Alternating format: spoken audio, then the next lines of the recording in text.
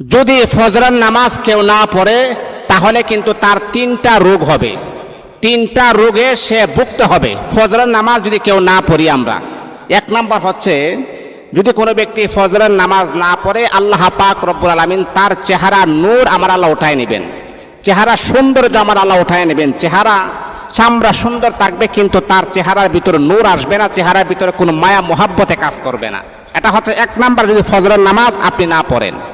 দুই নাম্বার হচ্ছে, যদি কোনো ব্যক্তি ফজরের নামাজ না পড়ে আল্লাহ পাক রব্বুল আলামিন তাকে বিভিন্ন রোগ দিয়ে আমার আল্লাহ ডুবাইয়া রাখবেন। এই রোগের ভিতরে সর্বনিম্ন যে রোগটা, তাকে আমার আল্লাহ জ্বর নামক রোগ দিবেন। ভিতরে ভিতরে জ্বর আসবে কিন্তু আপনি বাহিরে খোঁজ খবর পাবেন না। তিন নাম্বার হচ্ছে, যদি কোনো ব্যক্তি ফজরের নামাজ না পড়ে আল্লাহ পাক রব্বুল আলামিন তার যৌবনের শক্তি আমার আল্লাহ আস্তে আস্তে উঠাইয়া নিবেন। যৌবন থাকবে কিন্তু যৌবনের শক্তি আপনি পাবেন না।